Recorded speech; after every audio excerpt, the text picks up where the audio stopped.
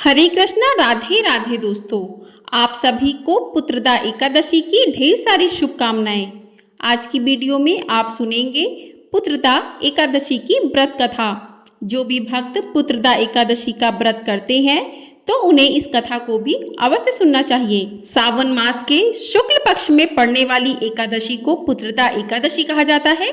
साल 2024 में सावन मास के शुक्ल पक्ष की पुत्रदा एकादशी 16 अगस्त दिन शुक्रवार को मनाई जाएगी और इसी दिन पूरे विधिवत भगवान विष्णु और माँ लक्ष्मी का पूजन किया जाएगा और व्रत की कथा को भी सुना जाएगा।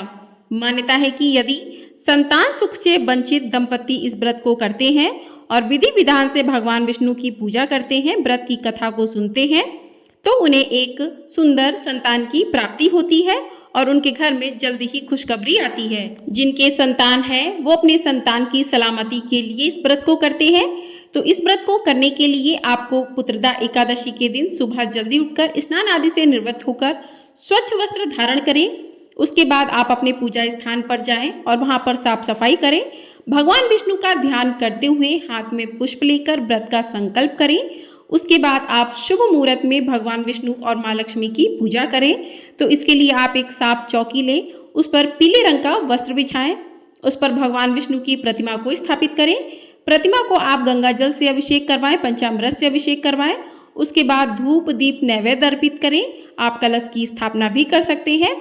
उसके बाद आप धूप दीप नैवेद्य अर्पित करें, दीपक जलाएं और भगवान विष्णु की इस कथा का पाठ भी अवश्य करें। उसके बाद भगवान विष्णु की आरती करें। तो चलिए कथा को शुरू करते हैं। कथा शुरू करने से पहले भगवान विष्णु का ध्यान करते हैं, उसके बाद कथा को प्रारंभ करते हैं। बोले विष्णु भगवान की जय। तो आज की कथा में श्री युधिष्ठिर कहने लगे कि हे भगवान, मैंने श्रावण माह के कृष्ण पक्ष की कामिका एकादशी का सविस्तार वर्णन सुना। अब आप मुझे श्रावण शुक्ल पक्ष एकादशी का क्या नाम है, व्रत करने की विधि तथा इसका महात्म्य कृपया करके कहिए। मधुसूदन कहने लगे कि इस एकादशी का नाम पुत्रदा एकादशी है। इस एकादशी को पवित्रा एकादशी भी कहा जाता है। पुत्रदा एकादशी व्रत करने वाले व्यक्ति को पूजा के बाद श्रावण पुत्रदा एकादशी व्रत की कथा भी जरूर सुननी चाहिए। ऐसा करने से ही व्रत पूर्ण होता है और व्यक्ति की सभी मनोकामनाएं भी पूर्ण होती हैं। अब आप शांति पूर्वक इसकी कथा को सुनिए। इसके सुनने मात्र से ही वाजपेयी यज्ञ का फल प्राप्त होता है। पुत्रदा एकादशी की व्रत कथा कुछ इस प्रकार से है। द्वापर युग के आरंभ में महिष्मती नाम की एक नगरी थी, जिसमें महिजीत नाम का राजा राज्य करता था। लेकिन पुत्रहीन होने के कारण राजा को राज्य सुखदायक नहीं लगता था। उसका मानना था कि जिसके संतान ना हो उसके लिए यह लोक और परलोक दोनों ही दुखदायक होते हैं। पुत्र सुख की प्राप्ति के लिए राजा ने अनेक उपाय किए, परंतु राजा को पुत्र की प्राप्ति नहीं हुई।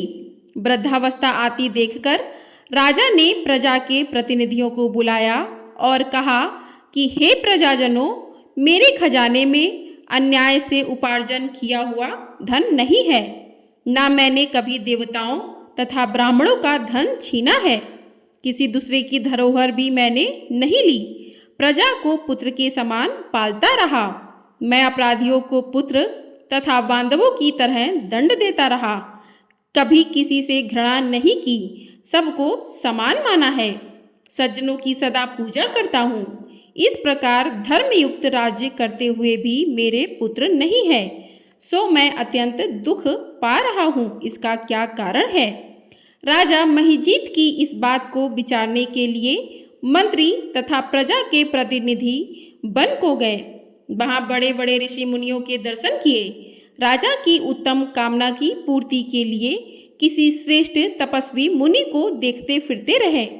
एक आश्रम में उन्होंने एक अत्यंत वयोवृद्ध धर्म के ज्ञाता, बड़े तपस्वी, परमात्मा में मन लगाए हुए निराहार, जितेंद्रिय, जितात्मा, जित क्रोध, सनातन धर्म के गुण तत्वों को जानने वाले, समस्त शास्त्रों के ज्ञाता महात्मा लोमेश मुनि को देखा, जिनका कल्प के व्यतीत होने पर एक रोम गिरता था। सबने जाकर ऋषि को प्रणाम किया। उन लोगों को देखकर ऋषि ने पूछा कि आप लोग किस कारण से यहाँ आए हैं। निसंदेह मैं आप लोगों का हित करूँगा। मेरा जन्म केवल दूसरों के उपकार के लिए ही हुआ है, इसमें संदेह मत करो।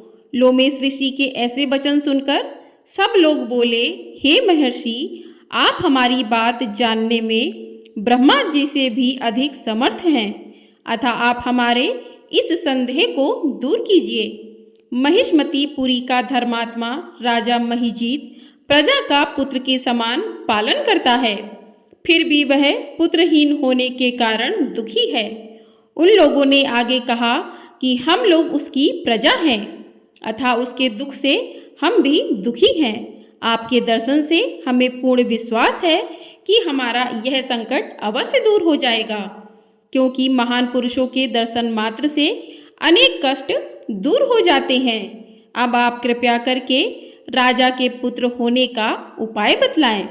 यह वार्ता सुनकर ऋषि ने थोड़ी देर के लिए नेत्र बंद किए और राजा के पूर्व जन्म का वृत्तांत जानकर कहने लगे कि यह राजा पूर्व जन्म में एक निर्धन वैश्य था।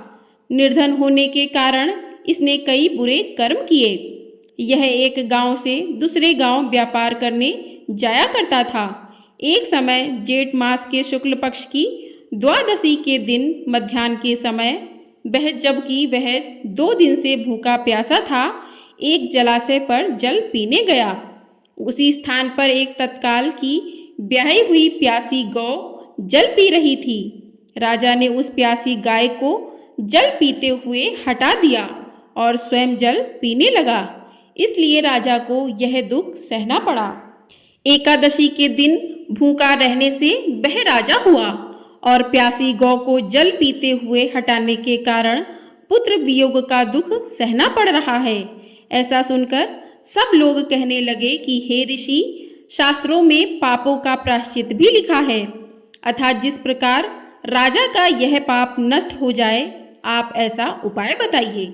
लोमेश मुनि कहने लगे कि श्रावण शुक्ल पक्ष की एकादशी को, जिसे पुत्रदा एकादशी भी कहते हैं, तुम सब लोग व्रत करो और रात्रि को जागरण करो, तो इससे राजा का यह पूर्व जन्म का पाप अवश्य ही नष्ट हो जाएगा। साथ ही राजा को पुत्र की अवश्य ही प्राप्ति होगी। लोमेश ऋषि के ऐसे वचन सुनकर मंत्रियों सहित सारी प्रजा नगर को वापस लौट आई और जब श्रावण शुक्ल एकादशी आई तो ऋषि की आज्ञा के अनुसार सबने पुत्रदा एकादशी का व्रत किया और जागरण किया। इसके पश्चात द्वादशी के दिन इसके पुण्य का फल राजा को दिया गया।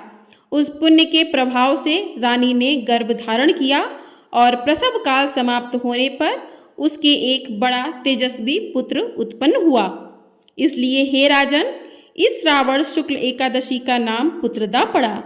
अतः संतान सुख की इच्छा हासिल करने वाले इस व्रत को अवश्य करें। इसके महात्म्य को सुनने से मनुष्य सब पापों से मुक्त हो जाता है और इस लोक में संतान सुख भोग कर परलोक में स्वर्ग को प्राप्त होता है। बोलिए भगवान विष्णु की जय।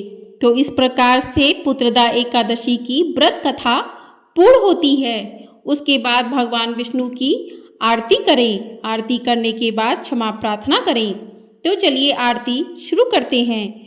ओम जय जगदीश हरे, स्वामी जय जगदीश हरे।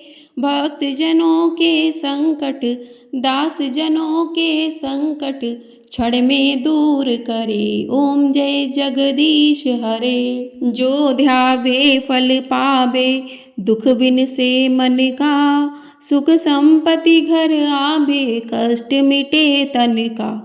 ओम जय जगदीश हरे। मात पिता तुम मेरे, शरण गहूँ मैं किसकी। तुम बिन और न दूजा, आस करूँ मैं जिसकी। ओम जय जगदीश हरे। तुम पूरन परमात्मा, तुम अंतर्यामी। स्वामी तुम अंतर्यामी।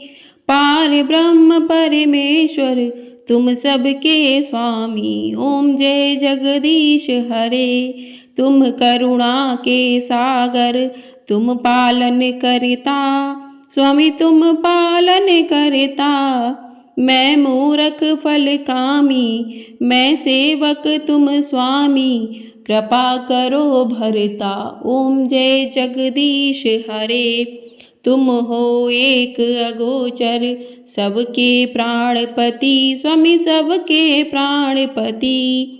किस विध मिलूं दया में, किस विध मिलूं दया में, तुमको मैं कुमति। ओम जय जगदीश हरे, दीन बंधु दुख हरता, ठाकुर तुम मेरे, स्वामी रक्षक तुम मेरे।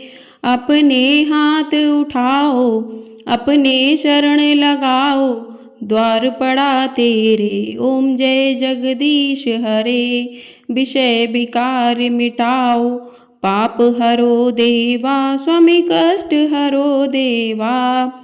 श्रद्धा भक्ति बढ़ाओ, संतन की सेवा। ओम जय जगदीश हरे, ओम जय जगदीश हरे, स्वामी जय जगदीश हरे। दास जनों के संकट क्षण में दूर करे। ओम जय जगदीश हरे। बोलिए भगवान विष्णु की जय, बोलिए माँ लक्ष्मी की जय। तो आरती संपन्न हुई। इसके बाद आप सभी घर वालों को आरती दें, भगवान से क्षमा प्रार्थना करें कि पूजा में आपसे जो भी गलतियां हुई हैं उसके लिए क्षमा करें।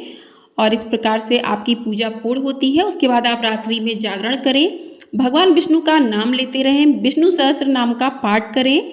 और उसके बाद आप अगले दिन पारण के समय ब्राह्मणों को दान करने के बाद जिस प्रकार से आप पूजा करते हैं उसी प्रकार से पूजा करें। उसके बाद ब्राह्मणों को दान दें। उसके बाद तुलसी दल और जल से अपने व्रत का पारण करें। आप किसी मौसमी फल के साथ भी व्रत का पारण कर सकते हैं। तो इस प्रकार से आपका पुत्रदा एकादशी का व्रत पूर्ण होता है। तो आपको ये वीडियो पसंद आई हो, वीडियो को लाइक शेयर और चैनल को सब्सक्राइब जरूर कर दीजिएगा। आपको हमारे चैनल पर सावन मास महात्म्य की कथाएं भी प्रत्येक दिन सुनाई जा रही हैं, उनका रसपान भी आप लोग अवश्य कीजिएगा। और चैनल को ढेर सारा प्यार जरूर दीजिएगा और कमेंट बॉक्स में हरे कृष्णा अवश्य लिखिएगा। हरे कृष्णा, राधे राधे।